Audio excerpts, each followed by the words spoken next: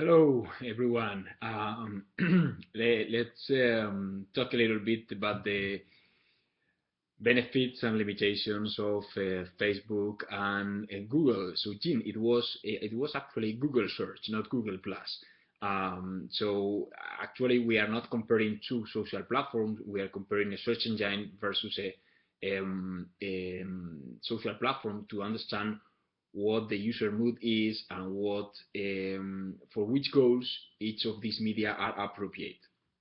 So let's start with the opportunities of Facebook, which is a huge audience. So we can reach a large number of people that are actually connecting to the social platform. Like I guess the data is like more than 50% of Facebook users connect to their social profiles at least once a day. So it's huge audience and huge engagement. Um, then this viral effect, I guess it was Patrick who was saying that. So when a user does something with your brand on Facebook, there is this potential of sharing this activity with friends. So just for you to know that on average is that for every share a customer does that about the brand, etc., that means 3.2 new visitors to this brand website. Okay, so this is there is a viral effect there. Then number four is hyper targeting capabilities, and that was the post that Theodore started with.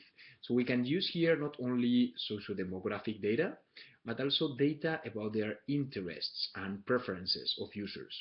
Now, Facebook never allows to never gives the individual information of their users to advertisers, but in an aggregated level, it allows advertisers to target their audience. Okay, so there are hyper targeting possibilities on Facebook.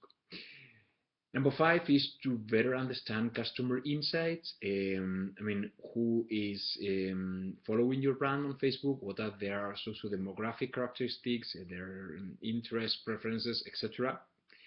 Then it was Joachim saying there is this trust and credibility.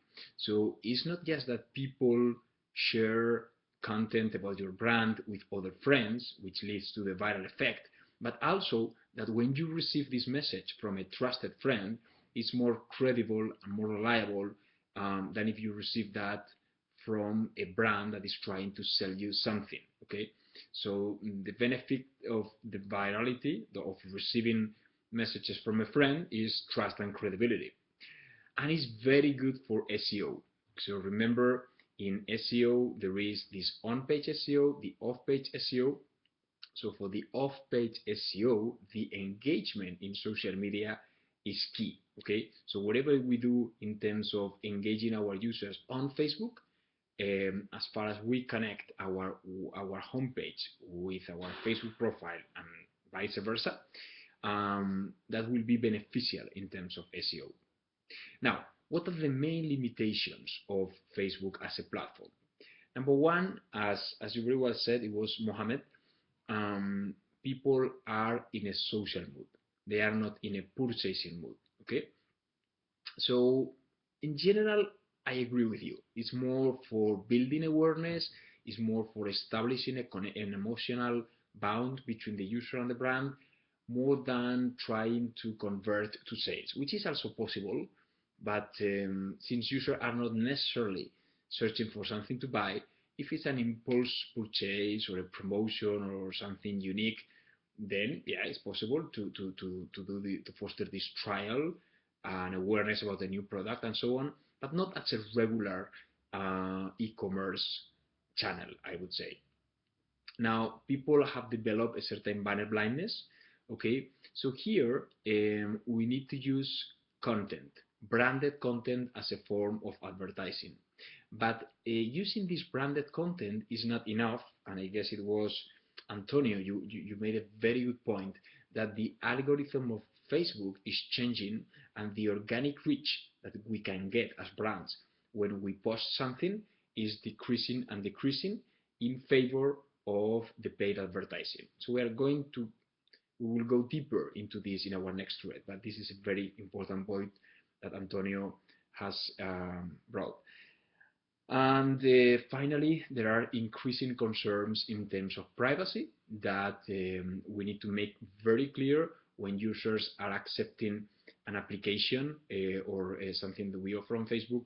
What are the conditions that they are accepting? Okay, so it's actually not one or the other. It's not either Facebook or Google, but it's to understand what is your goal. If your goal is to raise an awareness, Facebook is a very good channel, or building an emotional bond with the brand, that is appropriate.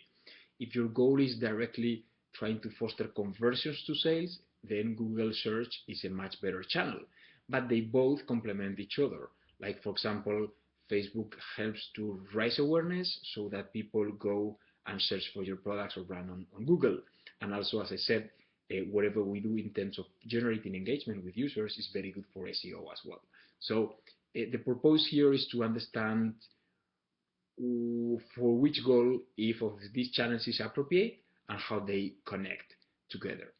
Now, let's move to the next part, which is if I have an e-commerce website, how can I promote my brand and the awareness of my products within Facebook? Okay, this is going to be the next thread.